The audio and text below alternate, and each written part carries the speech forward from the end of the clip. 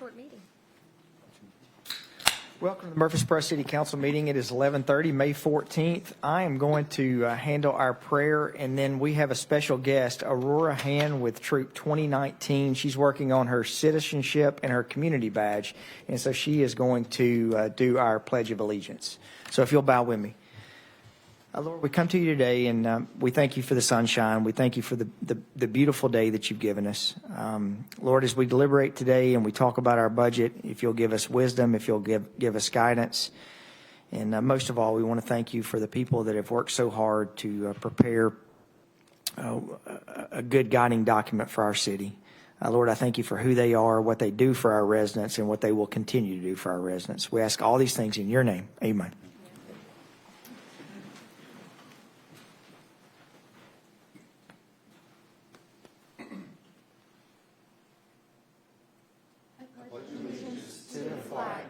The United States of America, and to the republic for which it stands, one nation, under God, indivisible, with liberty and justice for all.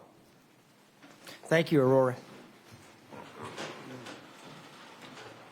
All right. Do we have any one wishing to speak on any public action items, or they've signed up? No, sir. All right, let's move to budget discussions, and we have your fiscal year 27 budget, and Mr. Gore or Aaron. Mrs. Tucker. We get the PowerPoint. Racquetball. All right, we're the PowerPoint at. All those in favor? You said no tax increase, right? Yes, that's right. But yeah, she used to be. And maybe, if I got a problem. Oh, wow. Trying to Sorry. jump in I'm on try- it. I'm trying I to see. mess with you. I Sorry. see. Okay. All right. Well, I'll start off. I'm going to walk you through the city's proposed budget for FY27.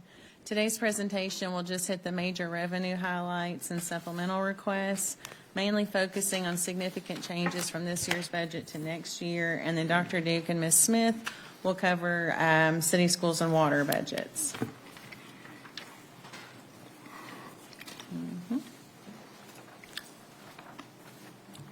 Maybe. Okay. Okay, so to kick things off, our recurring revenues and expenses are balanced at about $284 million. That's showing that our operating revenues match the day-to-day costs of running the city. Total revenues, though, come in at $303 million, while total budgeted expenses are $417 million. Now, keep in mind that $114 million gap is not a deficit. It's money we've already set aside for specific purposes. About $108 million of that comes from restricted and assigned fund balance. So just think of that as savings earmarked for other projects.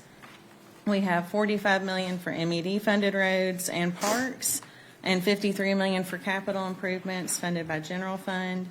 And just like last year, we're budgeting about $5.5 million from unassigned fund balance for specific things like police vehicles, outside legal expenses, and planning studies.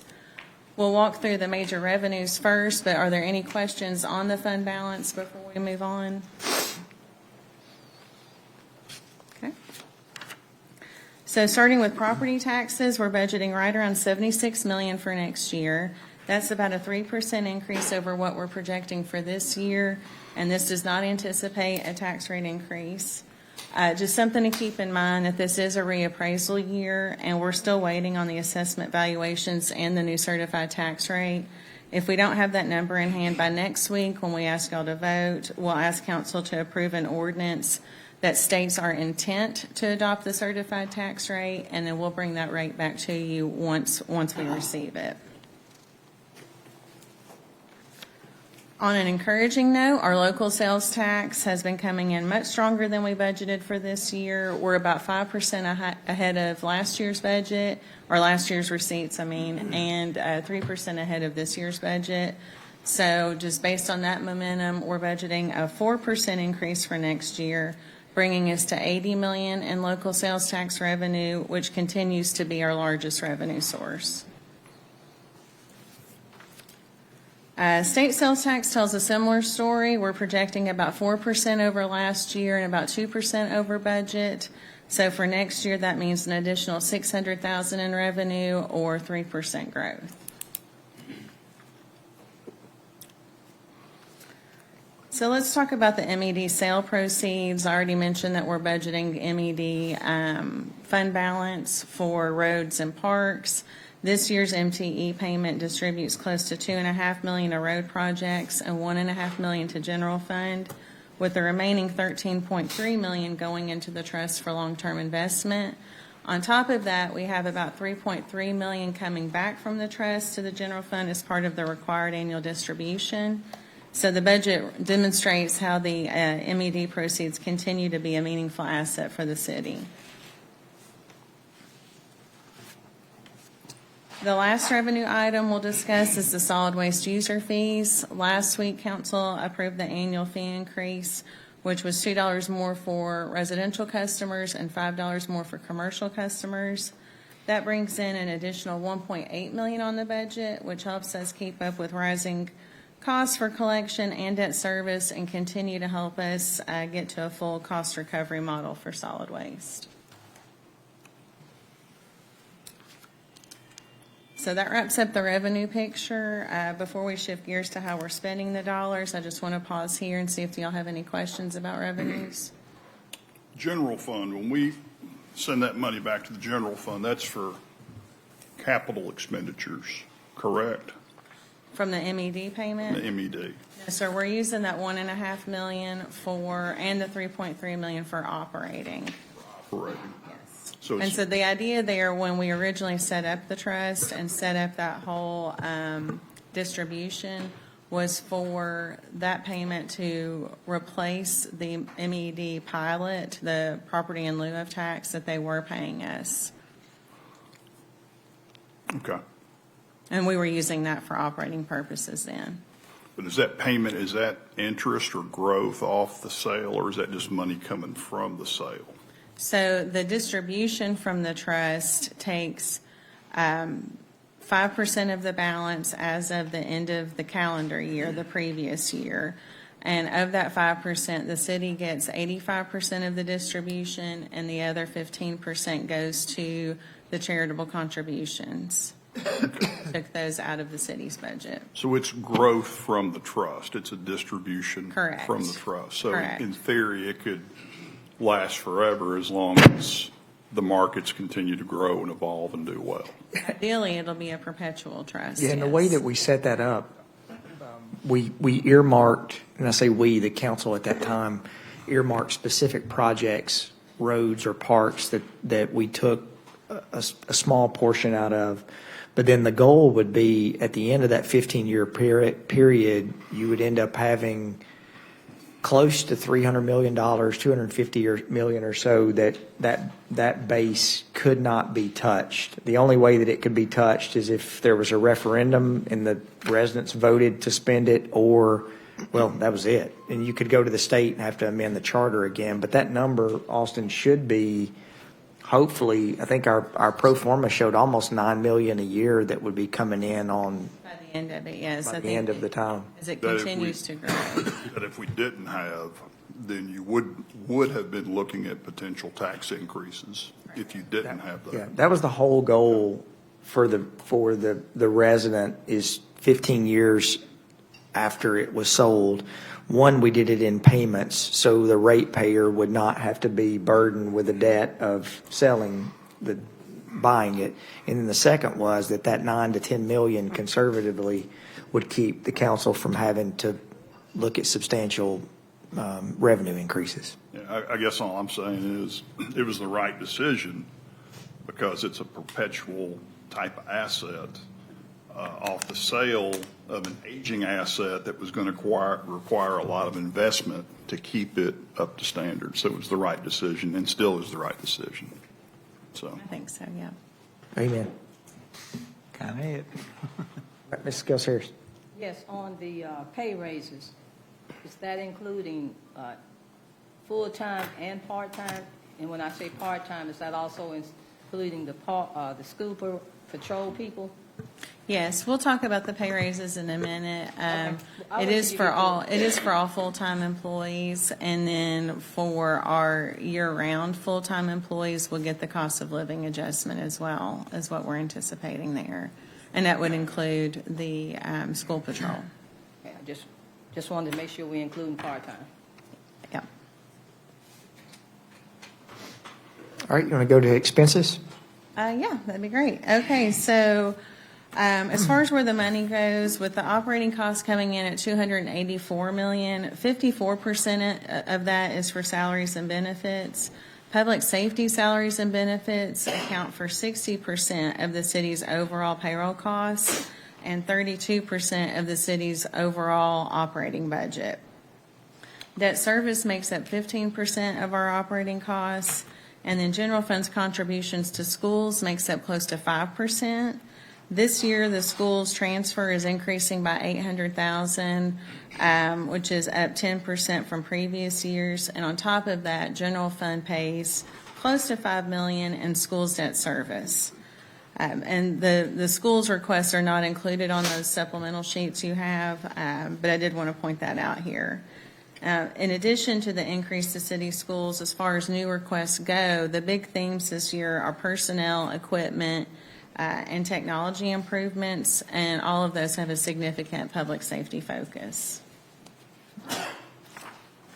So again, excluding schools, new budget requests this year totaled $16 million, but a little more than $2 million was removed from the budget and will be brought back with the CIP this fall. Another $2 million in departmental requests were cut completely from the budget and are deferred for later years.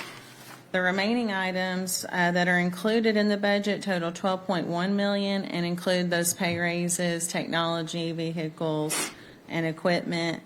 However, we're also budgeting a reduction to the budget, to the payroll budget, by about $4.6 million for payroll slippage.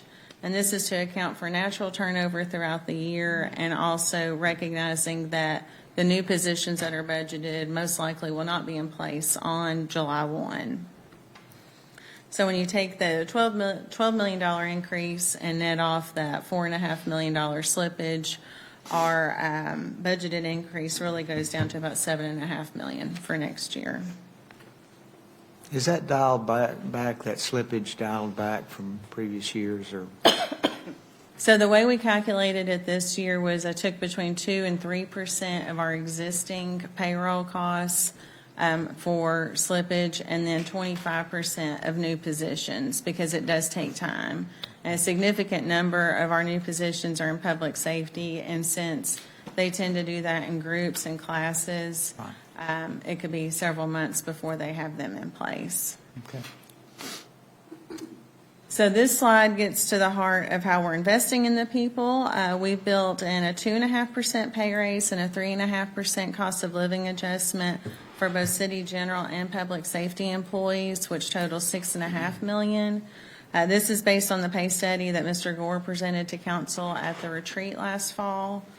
We're adding 37 new positions along with promotions and reclasses at a combined cost of nearly $4 million. Public safety makes up 60% of those new hires with 22 new positions, including 17 new certified officers and a fire rescue medical instructor. There's also promotions recommended for 2 sergeants and a lieutenant in police, along with several civilian positions. The 17 certified officers we're getting a state grant for that for the next 3 years that will help supplement the cost of those officers. However, that burden will be completely on the city after that 3-year grant is up. On the city general side, development services is getting 3 new positions, including 2 principal planners and a development services technician. And then we have new hires budgeted for various other departments, including maintenance, parks, IT, traffic, solid waste, and finance. We've also budgeted a medical premium increase effective January 1. That'll run between $4 and $18 more per pay period for employees. The good news is that with the proposed raises, employees should still see a net increase on their paycheck even after that premium adjustment. For the final slide here, we're going to look at the remaining requests included in the budget outside of personnel. These total a little over 1 million, and public safety accounts for close to 2/3 of that. We're talking about things like paramedic school funding, a Zoll cardiac monitor, fire vehicles, and technology and equipment upgrades within fire and police. And we have other various technology and equipment needs across the city included here for communications, IT, GIS, parks, and transit, totaling about $270,000. And we have 3 vehicles budgeted for maintenance and engineering staff included here as well. So that was as brief as I could keep it. I know it's a lot of numbers to absorb. I do want to thank y'all for your time and attention today. Next week, we'll have our public hearing and first reading of the budget ordinances.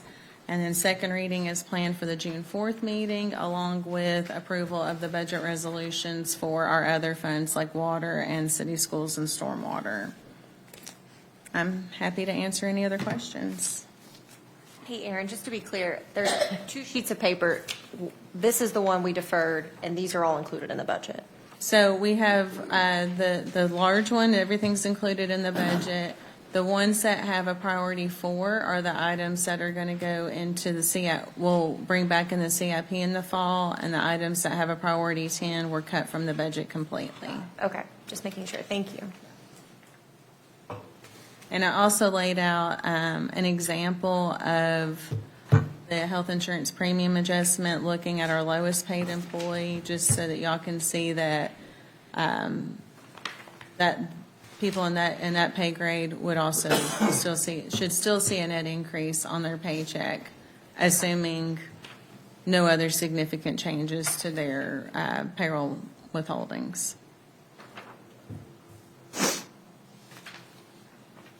Any questions for Ms. Tucker?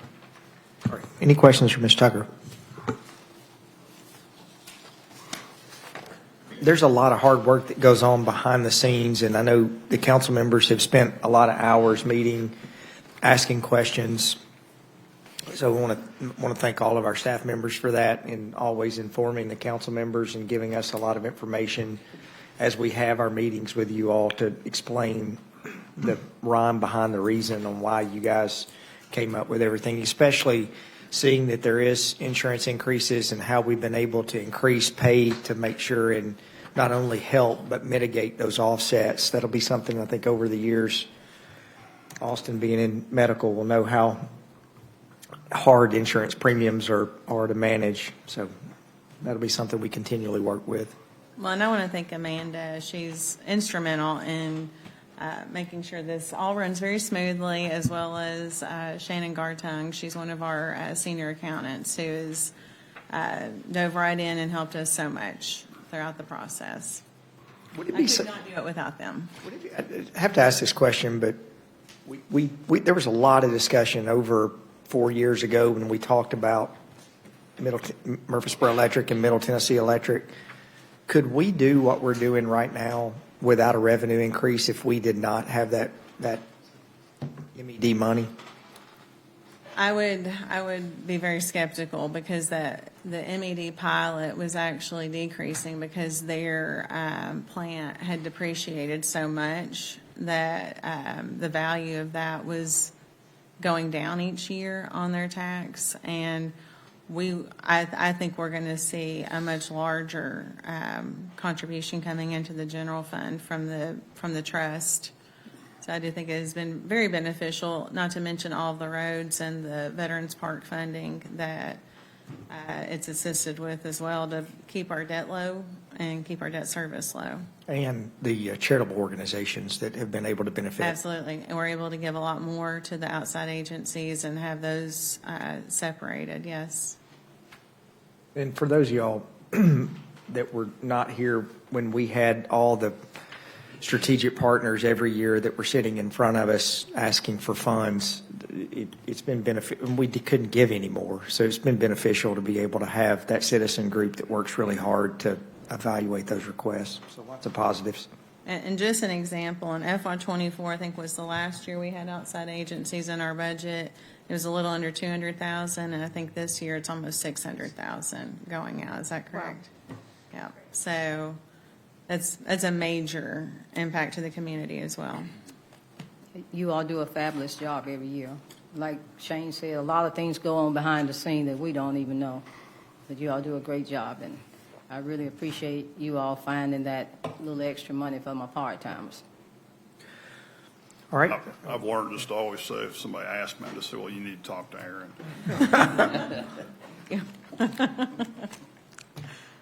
All right, I think if there's no other questions for administration, we'll have Murfreesboro City Schools.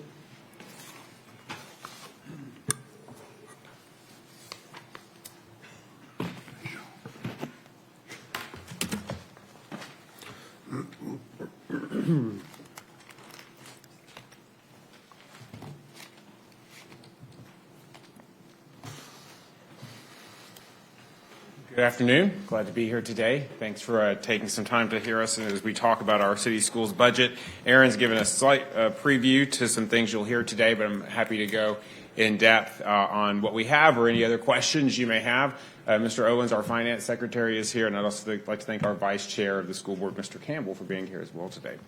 Always want to ground our budget and the school system in our mission, and I think this year, as you hear us talk about the revenue struggles we're having, it's been more important than ever that we talk about what our actual goal is, which is to make sure that our students are both academically and personally successful for not just their elementary career, but they're set up for success. We laid out 3 big goals this year. One, because we knew we were going to be having to make some cuts, it was about first prioritizing the resources that mattered most to students and understanding that every dollar we spent is a student experience, continuing to recruit and retain the best personnel by offering competitive salaries and benefits, and then addressing those needs while also keeping our eye on our fund balance. Since I've been here, we've worked really hard to get that number higher than it had been in the past. We feel good about where it was. We want to make sure that we keep it there as well.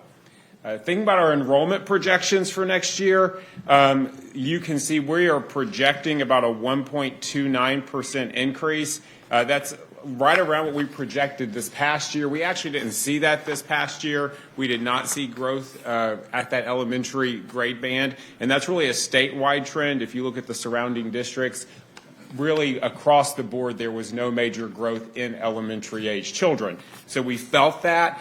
Part of that's the birth rate. If you look at just this year's kindergartners and go back to the year they were born in 2020, there was a 4% decrease in the birth rate that year in Rutherford County, and that wasn't just to us. We know that revenues lag a year behind. So this year's students are going to make up next year's budget. So we are budgeting with not a projected increase in our state revenues, which has been the first time since I've been in this position we would not have an increase in that area. But we are projecting that. We have been very conservative with our enrollment projections because of the changing just nature of public education as a whole. With more charter schools open, with 15,000 more vouchers being passed, we know that it becomes more and more difficult in the next few years to say how many students are we actually going to see. So we've been much more conservative there as well. Looking at our revenues, our revenue highlights, you'll see we're projecting a total of $114,833,458 in revenues. That's an increase of about $2.2 million, almost $2.3 million from last year, or a 2% overall increase. To put that in perspective, you can see the last few years what our revenue increases have been, which have been higher to that 5.5% to 3.4%. I'll talk in a minute, but that entire revenue increase comes from sales tax and what we actually anticipate to bring in, to kind of echo what Ms. Tucker said about sales tax coming in higher than expected. So we are expecting level state funding, which is our largest revenue source, so no new state funding. That is due to that enrollment. Now, if we do grow the 1.29% as we're projecting, there is the opportunity that we would get one-year fast growth funds, which we've gotten before, which could be there, but we are not budgeting for that. Typically, we see about a 3.5% increase in state funds every year. So that's been a pretty something we've really had to watch carefully, knowing we're not going to get any new state funding.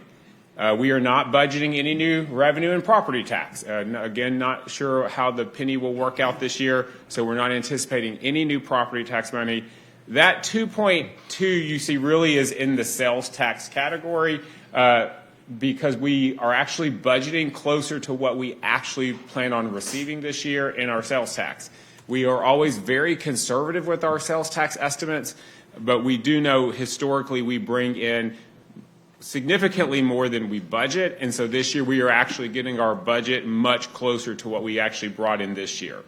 And as Ms. Tucker recommended, we are requesting additional funding from the city to help offset that lack of new revenues in local state funding and in no new property tax funding as well.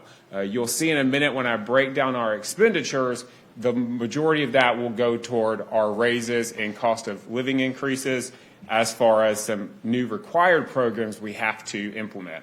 We have made some pretty drastic cuts across our budget from a personnel standpoint, and really looking at what are the positions we have to have versus what are positions that we would like to have. And also, whereas historically we would be much more, as I said, less conservative in our enrollment and going ahead and budgeting for growth for potential positions so that we can grab teachers early, this year we have not done that.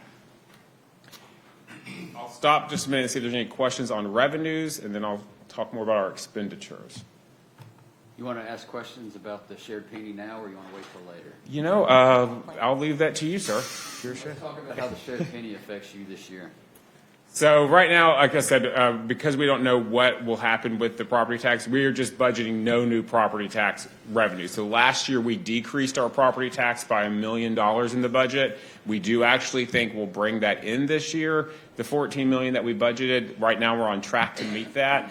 But we are just, if they decrease the pennies again, they move more pennies, or if something happens, we don't want to take any chances with raising that amount. So we're just, again, property tax was our second highest revenue source. It's now our third highest revenue source.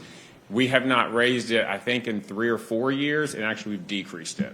So just since we have all these millions of people watching on TV, how much money has been taken out of our school budget over the past 3 years because of shared pennies? So if Darren, can I refer to you for that question? Yes, Because you you kind of have some in-depth analysis there. You'll probably speak better to it than I will. I'll try not to make this too complicated of a response. Basically, since 2021, the county tax rate in 2021, 47% of that tax rate was accounted towards education. Currently, in 2025, it's 30%, so it's been a 17-point drop. If we had maintained that percentage at 47% over the last 4 years, the impact would have been about a $22 million increase in revenue to the Murfreesboro City Schools. It would have been about $130 million to the Rutherford County school system. So all in all, it's been about $150 million diverted by going from a 47% allocation to a 30% allocation in the county tax rate. So Dr. Duke, with $22 million in your budget that the county took from us, how much different would your budget look if that was the case? You know, I think one of the things we're always watching, of course, is the age of our buildings. Our average school is 42 years old. So that's probably the thing that we look at the most. I mean, we have 3 schools that are 70 years old that we are still using. So that, when we think about our fund balance, that's what I'm looking at really most, is making sure we have money for any major issues in our buildings. Obviously, continuing to compensate our staff. We've tried to remain, and that's been our big goal the last few years, is to remain as competitive as we can with surrounding districts in pay. That competitive edge has really kind of leveled out now. And so now our goal is just making sure we stay leveled out in that competitive edge, whereas before I'd say we had an advantage over that. And we could extrapolate those numbers to say if they did this over 15 years using the same exact numbers, that would end up being about $66 million, which would pay for another school, correct? That's correct. So The children. So I'm going to get in on the shared penny conversation. So for $22 million, what you're saying is that helps you with refrigerators, air conditioning, the maintenance of your buildings. Yes. Is the bottom line. And just general operating costs. We know that, operating costs continue to go up. We got an additional $150,000 in our budget just for electricity next year based on our electricity costs, diesel fuel for buses, just the standard cost of operating a school system. What has been for us kind of that lifeline is the fact we have been so conservative with our sales tax revenue. And what you see in this budget is a sales tax revenue that is much less conservative than it has been in the past. We just don't have that flexibility. If we did not increase our sales tax this year, the revenue side, we would be looking at a total flat revenue budget. Well, I think also to look at the data that this is not just Murfreesboro City Schools, it's Rutherford County Schools. They're operating off of the same dollars in 2020, using 2025 numbers that they did in 2018. So in 2018, Rutherford County Schools, they were getting $76,840,000. Murfreesboro City Schools, we were getting $13,592,000. You fast forward 7 years, and so we all know what's happened over a 7-year period with inflation and the way things cost. 7 years later, Rutherford County School System is getting $100,000 more than they were in 2018, and Murfreesboro City Schools is getting $240,000 less in 2025 than we were getting in 2018. So I don't care what elected official you are, you can't look and say that the growth that we've had in our community and our funding has actually gone down over a 7-year period is right. And even with the county school system, that the funding has stayed static over a 7-year period. When you look at what other communities and counties have done, and look, we're staying in our lane. I'm just saying what the data is. You look at where Williamson County and the other 5 school districts, and we're at the bottom. And I would say that's on funding with Murfreesboro City Schools. So that's something the council, we're going to have to talk about in the upcoming years of what that looks like. And I think you made a good point, not just in the inflation increase, but the increase in population over those 7 years also during all the migration during the COVID years and things like that. Our per populace costs have to be way down compared to what it was. So, and again, this is not, I'm not saying that to any other governing body. So please don't clip this out and think that we're criticizing other governing bodies. That is not what I am saying. I'm just saying the data shows that our funding is the same in 2018. Our funding has gone down over a 7-year period during that time period, I looked to see what infrastructure improvements that the city has built to be able to increase that sales tax revenue and property revenue, and that's something we're going to have to look at. Well, I won't criticize, but I will remind that, you're out 22 million, and the county's out 136 million. 30. At the same point in time, there's been these other things that have been put forth in the county, whether it's a transfer station, public safety buildings, whatever. And so I guess what I'm getting at is I think we're all advocates for great public education. Good schools bring families here. Good schools keep property values high. And it can't continue like this, to continue to take a hit like that year after year after year, because then you're putting additional pressure on city taxpayers, who are also county taxpayers, to really take the hit from a city standpoint, help fund county activities. That's the way I see it. And I say this to you all have been able to do more with less over a 7-year period. And so that 22 million, I don't think just looks at refrigerators and roofs. It also looks at pay and what you need to be able to pay your team to be, and that's not just Murfreesboro, that's Rutherford County as well, to what you need to pay to be comparable to the cities that we have broken out here, that Williamson County and these other comparable districts. And I put this in an email to you all.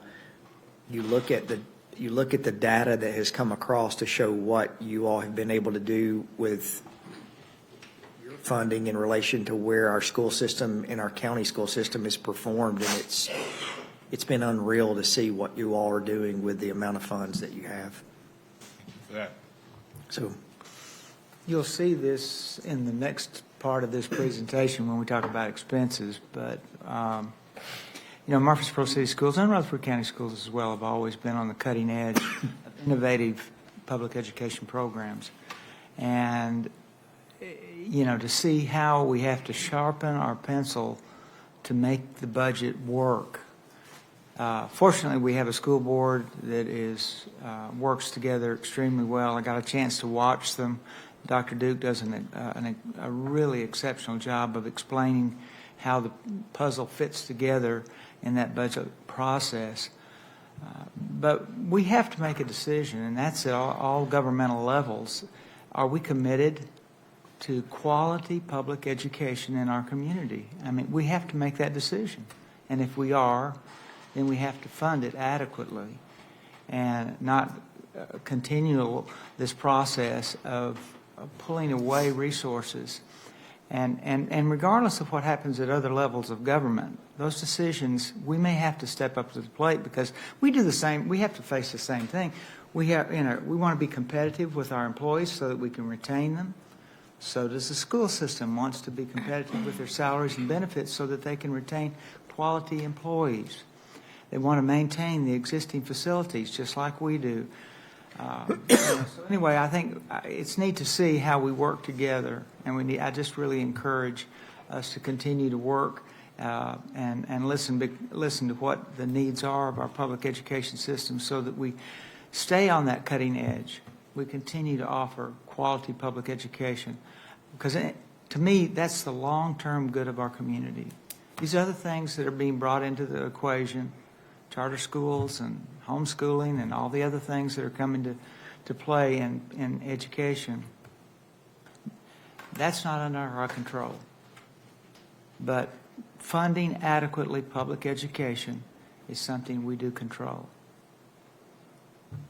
We have to figure out, seemingly listen to your presentation, we have to figure out how to stop robbing Peter and paying Paul, because that's what we're doing. And like you said, Bill, in order for us to get a quality education, we have to be able to bring in quality people. And I was just thinking, as far as teacher-to-student ratio, what do we look like in the city school? So we're sitting right now at around about a 19-to-1 K6. I will say that's one of the areas when I talk about expenditures in just a minute, you'll hear me talk about the reducing of our certified staff. So we are anticipating, we are planning for larger student-to-teacher ratios next year. And that's largely in part, we have over 2,000 employees in the school system. That's about 86% of our budget. And so when it comes down to having to cut expenditures, you have to start with where the personnel costs that you can move around, because there's not enough in that remaining 13% of your budget to cut from an operational standpoint to actually remove some of those expenses. Yeah. So we are anticipating, we're planning, we've been working with our principal on that. Again, well within state ratio, not having to ask for class size waivers from the state, anything like that, but it will be higher than we've done in the past. Why don't you go ahead and... Yes, ma'am. Sir, sorry. Reaching quickly, obviously, as I said, we have over 2,000 employees. Our largest part of our budget is salaries and personnel. So going into next year, we'll continue. We want to remain competitive in our pay. We are very competitive in those first 16 years. It's year 17 through 25 that we tend to, where that gap closes and surrounding districts actually beat us. So we want to make sure that gap doesn't get too big. The minimum teacher salary across the state is $50,000. We are there right now at $50,500, but you'll see there's an increase in funds. All districts have to be at that $50,000 regardless of their size next year. And for every 1% increase in salary, that's about $910,000 for us. So when you go back to, we're anticipating about $2.2 million in new revenue, the raises will make up a big part of that. As far as what we're proposing, what our budget includes, it is a 2% increase for our classified staff. That does not include step raises. You can see our salary scale for classified staff goes up to 9 years of experience, where they would get a step raise for longevity. About a third of our employees are already at that nine years in the classified, so they would get a 2% increase. If they're not on a salary schedule, they would also get 2%. We had to look differently at our certified teacher pay. Certified teacher pay goes up to 25 years in experience and is also based on your degree. And this year what we did is we actually took the step raise that's built into the schedule with some kind of cost of living adjustment so that every teacher ends up with an overall increase of about 3.3%.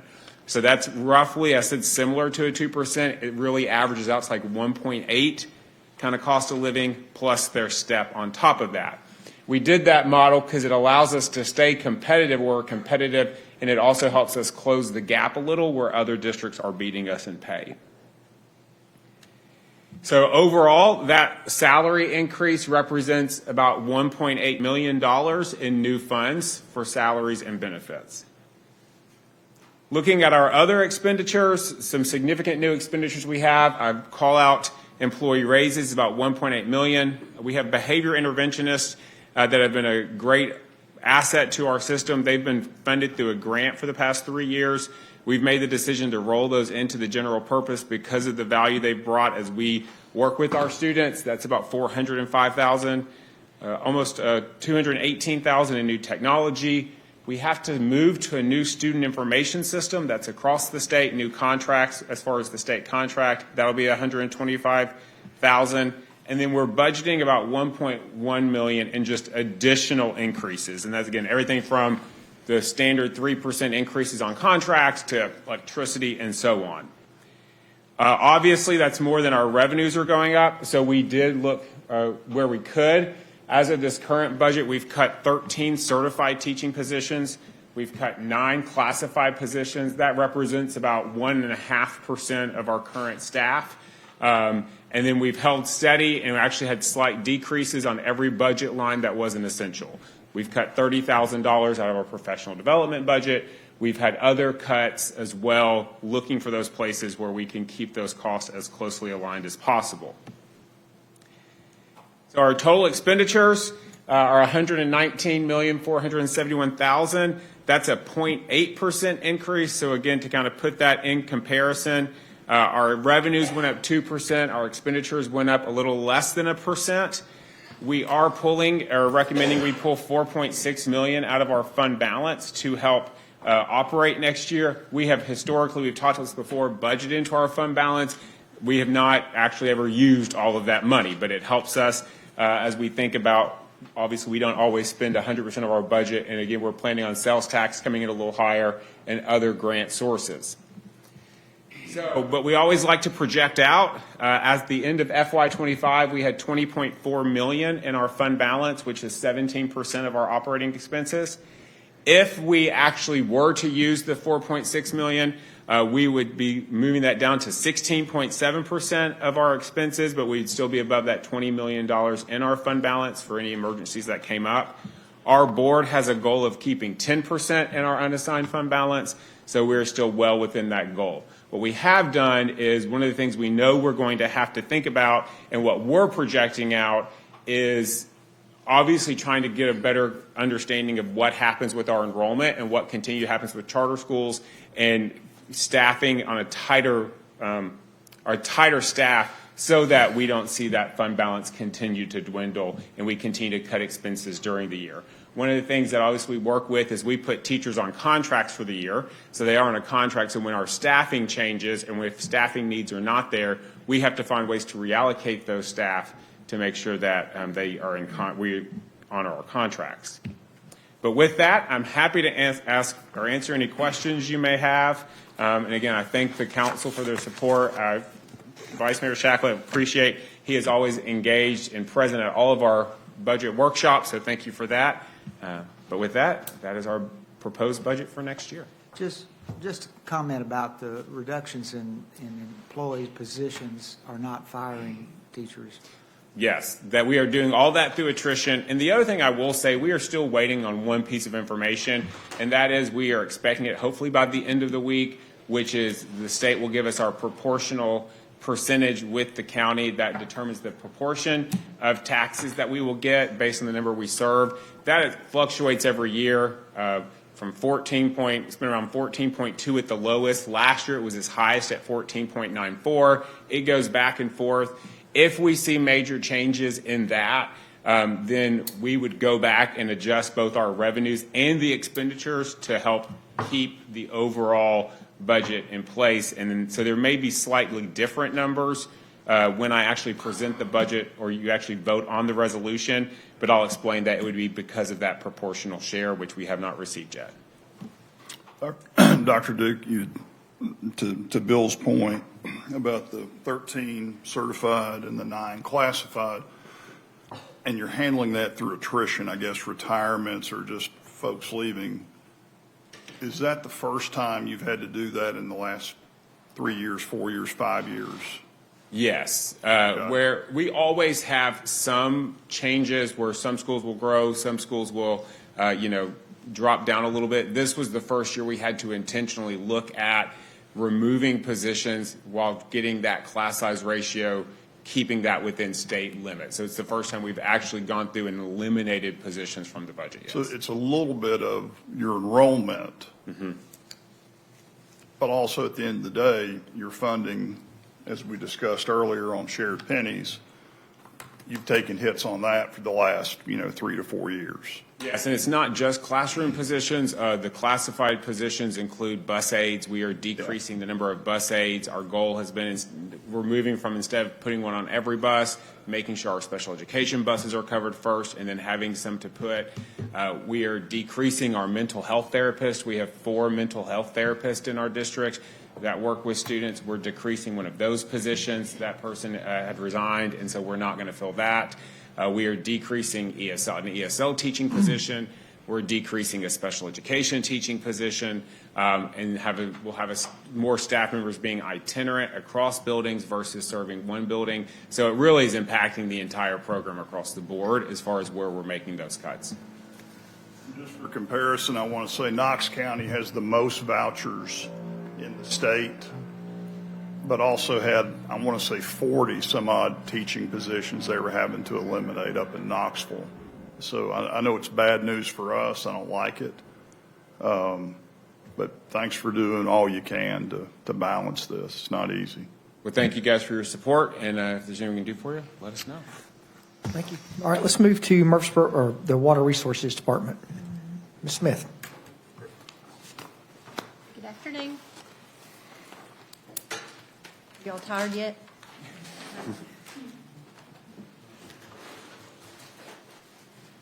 You had to do it. All right, I will start out. So this is our FY27 Water Resources Draft Budget. We can say that our revenues are balanced to our expenses at $67,009,000. This is a graphical representation of what those revenues and expenses are. Sewer revenues are at $36 million, and of course those are higher because our sewer system is much larger than our water. Half of our customers, a little over half of our customers, are in Consolidated Utility District's water service area, but they are our sewer customer. Water revenues are at $19 million. And then also have tap revenue at $6.4 million, along with repurified revenue and miscellaneous income and interest income. On the expense side, sewer operations and maintenance, again, is a little higher, just because our system is larger at $13.8 million. Water is around $11.9 million. General expenses, $10.2. Capital expenditures this year are expected to be around $10.8 million. And then as well as we have debt service and tap transfers to reserves. This is another way, Sankey diagram, another way of representing our revenues to our expenses and how those relate to each other and how those flow, and then what is not spent for water operating will go into reserves. Again,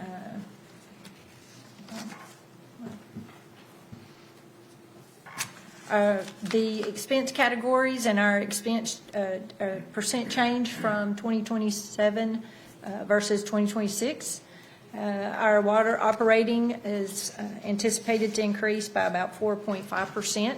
sewer operating at 10.2, customer billing and collection at 10.5, and admin and general expenses at 11.3. So our total operating expenditures are up about 8.7%. Our capital expenditures are up about 15%. Debt service is down 11%, and transfers to reserves are also down 16.9%.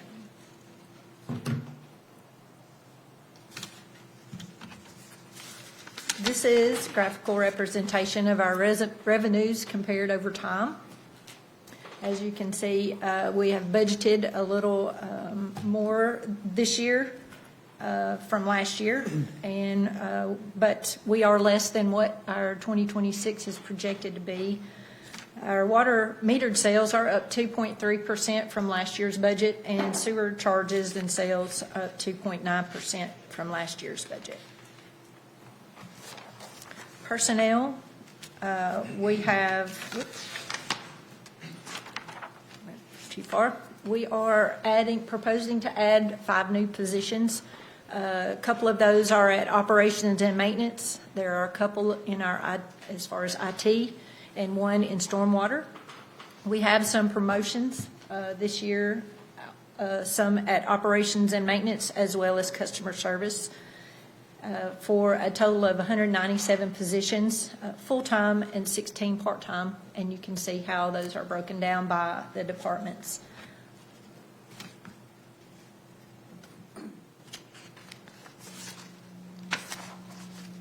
FY27 reserve expenses and sinking funds. We have about $5.9 million in TAP revenue, and you can see that is part reserves and special assessments, sewer taps, and water taps. We have a total of 9.6 reserve tap expenses, and some of those reserves go over into a sinking fund. Part of those are kind of earmarked for Cherry Lane Pump Station and Force Main, our sewer rehabilitation, and biosolids processing equipment.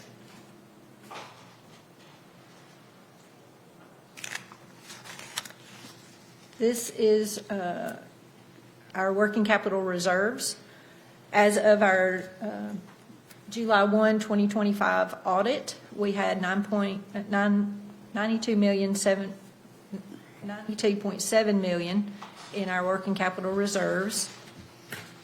Our available reserves are $97 million. We have remaining commitments of $25 million, which leaves our available reserves at $71 million.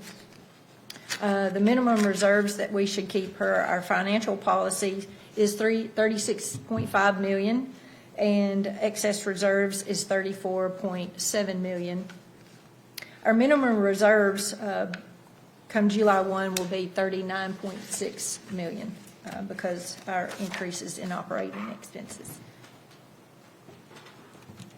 So we've got $29.6 million that the Water and Sewer Department could loan whoever department inside the city of Murfreesboro that needs it. Trey Duke would love to have some of that money. Possibly. It depends on how our biosolids dryer turns out here. I'm going to say no. That was a joke. Maybe not a funny one, but. Trey. Maybe next year. Accomplishments, we have our full-scale biosolids drying under construction. Wet weather capacity improvements at the wharf are also under construction. We will have and have completed easement acquisition of water, sewer, and repurified water easements for Thompson Lane widening, and it is set to bid, I think, this morning in June. We have determined our on-site hyperchlorite generator replacement manufacturer at the water treatment plant, and we'll be hopefully designing that here soon. We've completed the design of Cherry Lane Phase 3B and are moving into easement acquisition with legal's help. And we have awarded the construction of the replacement of the Thompson Lane and Battlefield pump station replacements. Some of our goals are to complete the design of the Wharf Headworks building recommissioning. That will help us in our capacity at the Wharf. We hope to commission the Wharf Biosolids Dryer project in early 2027, and also hope to receive our MPDES expanded permit limits at the Wharf. Complete the redesign of Cherry Lane Phase 2 and 3A with relation to repurified water, sewer, and force main extensions. Design the on-site hypochlorite generation at the water treatment plant. Create a sewer assessment district for the Butler Drive area sewer force main extension and gravity sewer. The gravity sewer portion should be constructed here in the next few months by our operations and maintenance. And then complete the design and bid out miscellaneous pump station improvements. Would be happy to answer any questions related to the water resources budget for this next year. Any questions? All right, will you be doing stormwater? Yes.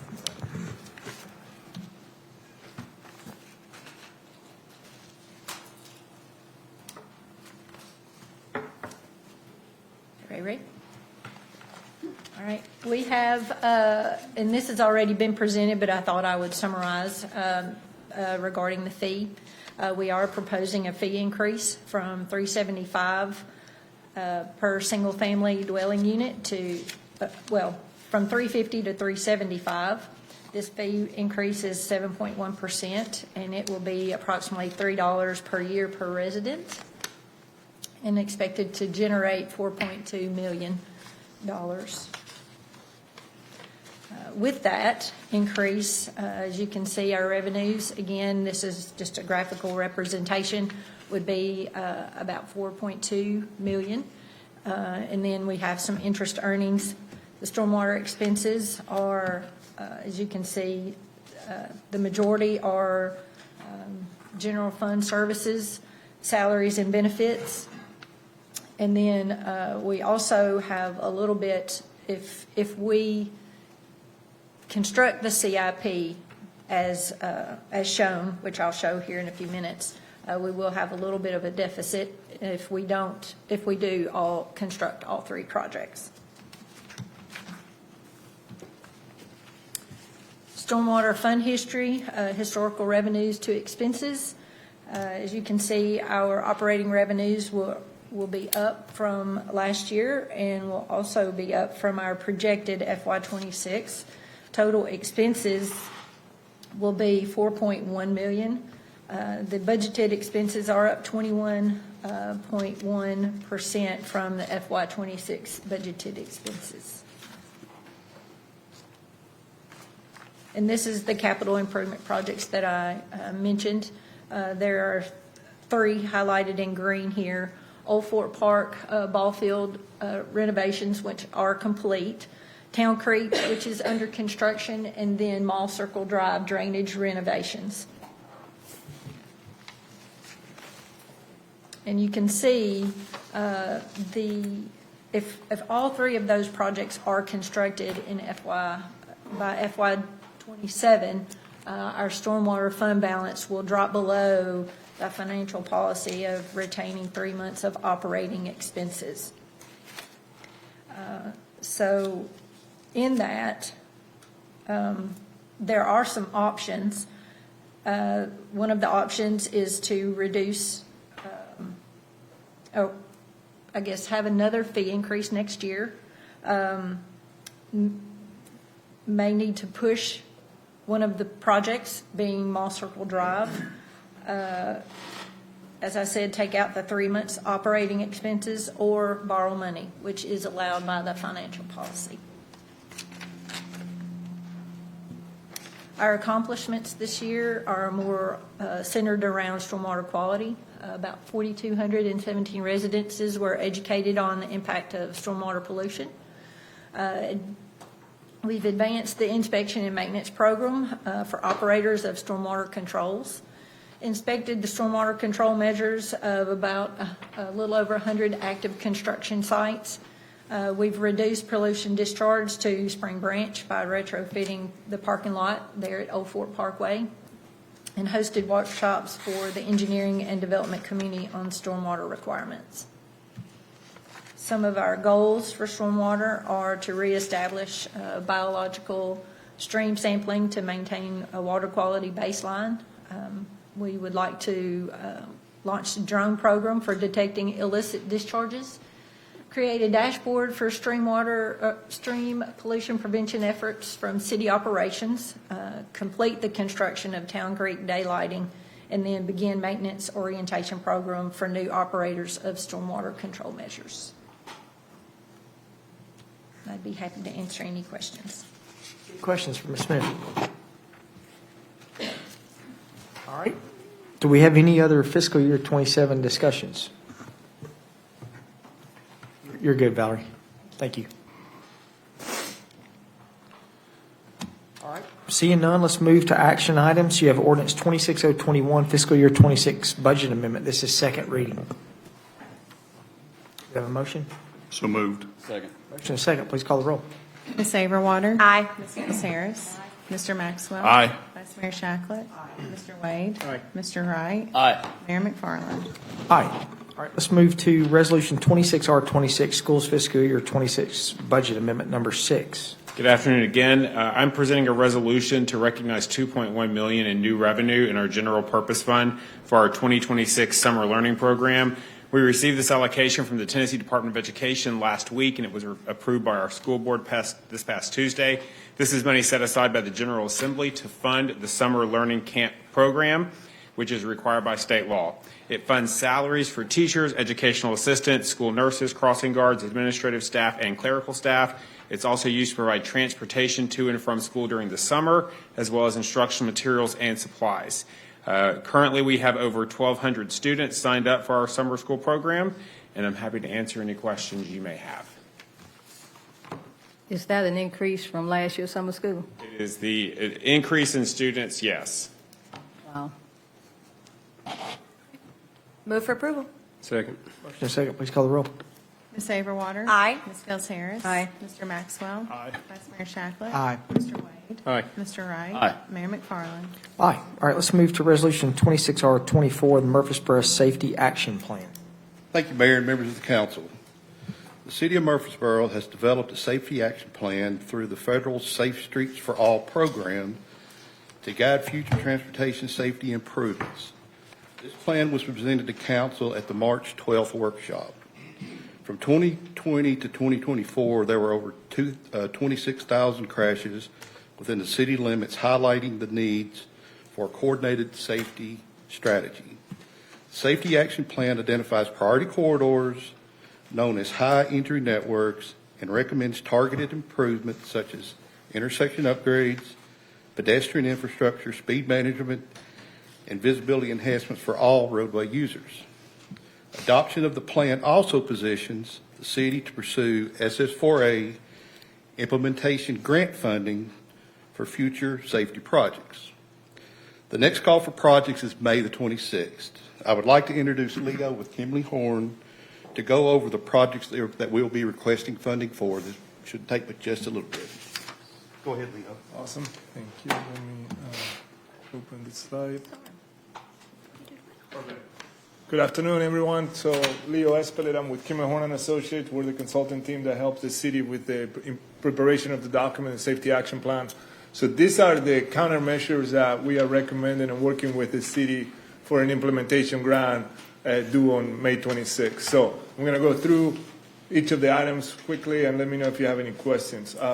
One of the recommendations is signal upgrades to about 80 of the existing signals that are within the high entry networks. That's where most of the crashes are happening. Signal improvements will be lighting, realignment of signal heads, pedestrian enhancements with pedestrian push buttons and curb ramps and so forth.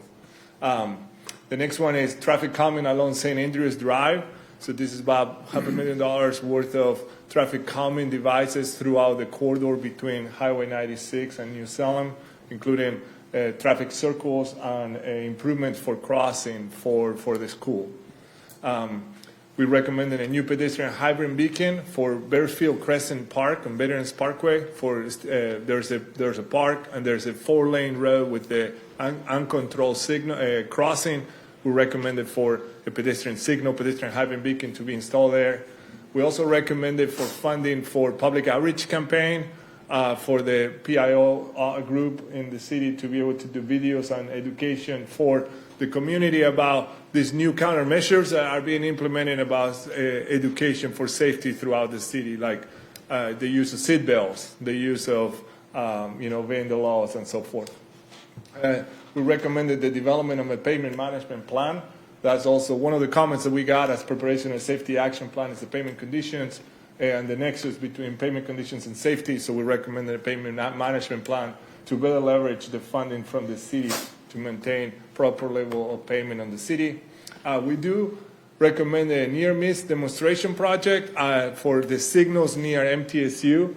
The idea here will be the detection cameras will be able to send and identify not just the crashes, obviously, but the near-miss events, and communicate that to the TMC from the city so the city could react and solve some of the problems before the crashes happen. And the last one is we recommend funding an order of about $80,000 for blood supply for the fire department in case of post-crash event. Make sure that there's blood in the emergency vehicle to help with those that are affected by the crashes. So the total magnitude of the grant, the request is roughly about $10 million, where the city will be responsible for 20% match. So 20% of that, $2 million, will be the city responsibility, asking for the federal government about $8 million. That will be, it needs to be implemented within a period of 5 years. The $2 million is currently in the CIP, so we've got the match covered. Any questions? Thank you. When will we know whether we get the grant or not? So the application is due May 26. The results are expected by late December, right before Christmas. Let's say you didn't get it, and all you had was just the $2 million. What could you do with $2 million, Jim? Besides go to Las Vegas. Well, we would have to look at each project individually and identify how we can leverage that money in the best way. Okay. Or Dr. Duke could take it.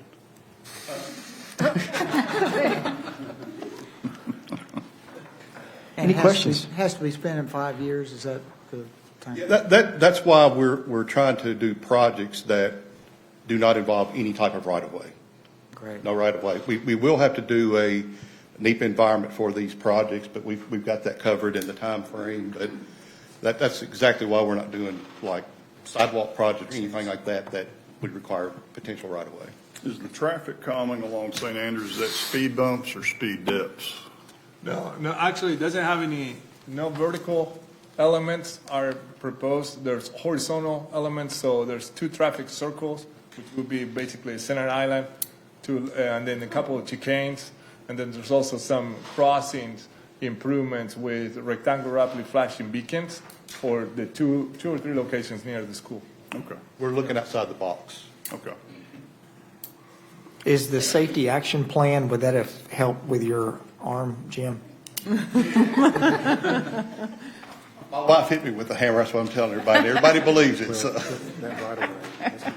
Again, he's joking on that too, so for anybody. It was a honey-do list fall, though, I can tell you that. Any questions for Mr. Kerr? So moved. Do we need a motion on this, Aaron, or is this just for? It's a resolution. It's under action. Okay. Yep. Motion and second. I apologize. Please call the roll. Ms. Saberwater. Aye. Ms. Hills Harris. Aye. Mr. Maxwell. Aye. Vice Mayor Shackler. Aye. Mr. Wade. Aye. Mr. Wright. Aye. Mayor McFarland. Aye. Thank you. Thank y'all. Hey, Jim, real quick, how often, is this annual? This grant? Well, this is actually the last year of the 4-year cycle. 5 years. So every Well, 5. I mean, this is the last year, as far as the federal Yeah. bill. Right. So they may move that, they're discussing it right now. It has not been funded beyond the end of this year, Okay. fiscal year. Just like every other federal thing, it's held up, so. Thank you. All right. Let's move to approval of RFCSP for collection services. Thank you, Mayor. Council, you have before you a request for approval from the Purchasing Department to use the RFCSP method of procurement to obtain debt collection services for city departments for delinquent accounts. The use of an RFCSP or request for competitive sealed proposals must be approved by City Council per our city code. We have had a contract in place for these services since 2021. We've come to the end of that contract, and it is time to rebid these services. So I request approval. I'm here. Have any questions? Any questions? Move. Second. Motion and a second. Please call the roll. Ms. Averwater. Ms. Gels Harris. Aye. Mr. Maxwell. Aye. Vice Mayor Shacklet. Mr. Wade. Aye. Mr. Wright. Aye. Mayor McFarland. Aye. All right, let's move to amendment number 1 to the employee agreement for Jeffrey L. Peach. Mayor, thank you, and council. This is for an amendment for you to consider that clarifies the commencement date of health insurance benefits for Mr. Jeff Peach, that start date being June 1, 2026. Do you need health insurance? I'm just kidding. I'd like to have it. Second, please call the roll. Ms. Averwater. Aye. Ms. Gels Harris. Mr. Maxwell. Aye. Vice Mayor Shacklet. Aye. Mr. Wade. Aye. Mr. Wright. Mayor McFarland. Aye. Mr. Gore, before we go to the next topic, I just want to make sure, you all have had a meeting that has come up at 2 o'clock today that y'all really need to be at that meeting. How long will item 7 take? 8 minutes, 7 minutes. Okay, well, I don't want you to rush, that's because it's important for us to talk about it, but I also don't want you to miss that meeting. So, all right, well, let's move to workshop item number 7, sale and development strategy for excess city-owned property in the Gateway area. Mayor, do you mind if I back up? Who made the motion and second on that last item? Second. And I made the motion. Okay, thank you. So this is really just, this is a workshop item, not requesting any action on it, but I do want to ask, I need to see the head nods before we move forward in a more involved way. We have several tracts that are vacant, that are city-owned in the Gateway area. So what we're wanting to do is to look at the sale of that excess city property. So I'll show you those parcels here in just a moment. And we're talking about trying to, we've developed a request for proposals to determine the economic impact, which could affect the sale price. For example, what we just did with Mr. Hackinson on the 8.6 acres of the city-owned property, we sold that property for $6 per square foot, which was really below market value, but it was anticipation of the economic impact and the employment numbers that was going to, and the sales tax that was going to be generated from that opportunity. So this is kind of in a formal way that we want to try to process this for other tracks.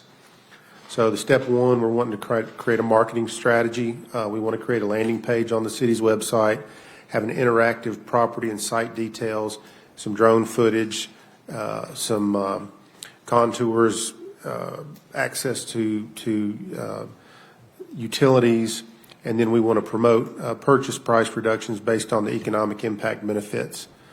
So, for example, the location map showing where the Gateway area is, the demographics and attractions around the Gateway area.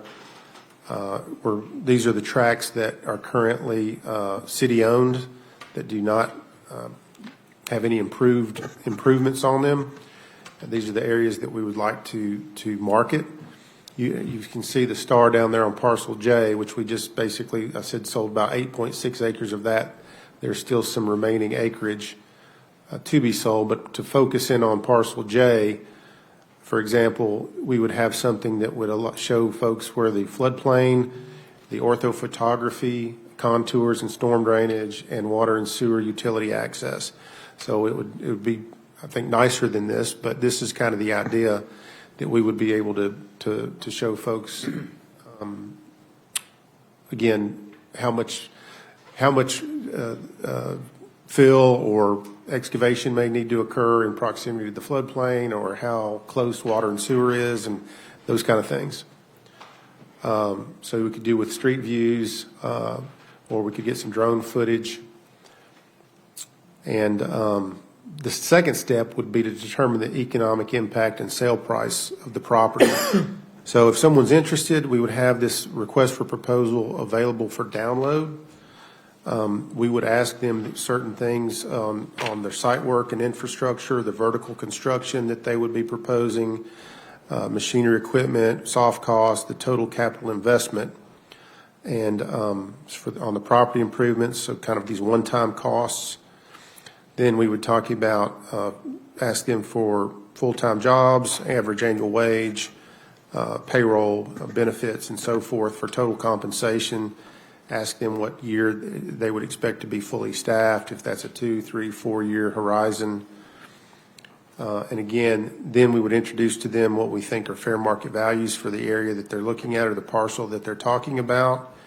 And based on their economic impact and the fair market value, bring that to the council after staff has assessed it and provided a recommendation, and see if you guys are interested in moving forward with a particular venture. Key takeaways that I want to go over here real quick at the end is we want to optimize, that's the goal, is to optimize for net public value. Okay, so what's the recurring tax revenue, quality jobs, corridor ignition, versus just looking at a one-time land sale price. We want to introduce flexible deal structures. So these are tangible opportunities for developers who commit to measurable performance outcomes.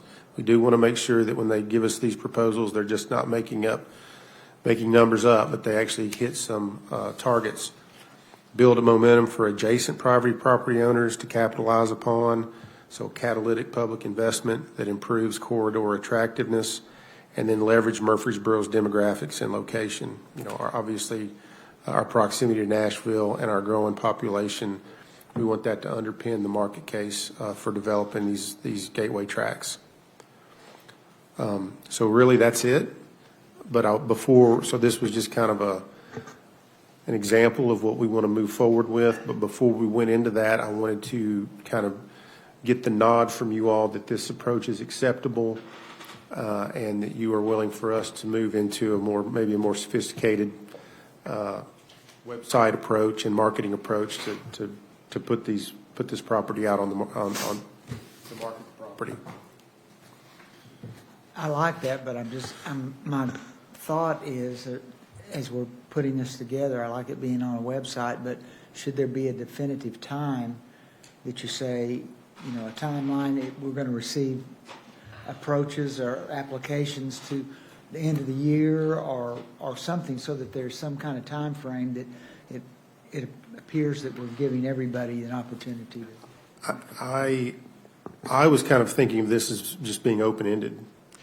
And until such time, if we just see that there's no activity or no interest at all in it, that we could shut it down. But at the time, I was thinking that this would just be kind of an open-ended RFP process that we would take proposals ongoing. Bill, I think the reason to keep it, my opinion that you would want to keep it open is that we don't have to sell the property. You know, so They're proposals. we don't have really a timeline. What I think would be beneficial is we've all had this happen. It keeps, you know, one person will come and say, hey, I know y'all have the city property, you know, can we talk about X on that? And this gives a good way to be able to say, here's the process to go through if you're interested in this property, as opposed to some pie in the sky deal. Here's what you go. You need to fill this out and give this back to staff to put some metrics on it. But you probably could, if you wanted to, you probably could say, okay, for fiscal year 26, here's the time period that, you know, and then the council could re-up it every year if we wanted to. My intent to move people forward in their planning and not just say it is open-ended. Well, they put it off and put it off and put it off. So I don't know. But I think it's great that we're doing this and looking at this opportunity and marketing it a little bit. I think that's a good idea. Darren? Yes, sir. How many total properties are up there in the gateway? Are we looking at a dozen, or are we looking at, 2 dozen? I think it's more in the range of a dozen. Okay. And I think, again, some of these tracks, like, for example, we've talked about it, H and F here, Could be combined. those need to be probably combined. Yeah. So, and obviously the Gateway is probably the most attractive location in the city, but we've also thought this could, if there are other excess properties that the city has outside of the Gateway, if this is an acceptable approach, or, it could market it and, And these are fairly good-sized. We'll just go to J. I know you said some of that had been trimmed off for this 600 person venue. Well, let's just say there's, I'm guessing, 12 acres left. there's just over, almost 10, Okay, 9.8, something like that. So I guess what I'm getting at is they're sizable. There's a dozen. And I'm going to ask Sean to help me out here, but I want to say Huntsville and maybe even Clarksville had somebody that they pinned the rose on, and this is like their role, their focus, their goal to market and recruit and attract businesses. So I don't know if it's, I'd hate to pin this on just, an employee or a member of staff as an additional duty. I think if you want to see success, you almost have to think about having that dedicated person, even if it's a contract, to go out and market that and to solicit and to seek out, businesses like that. Sean, can you? Yeah, I mean, I think this is a great start, but having somebody advertising it would be a big push. Yeah.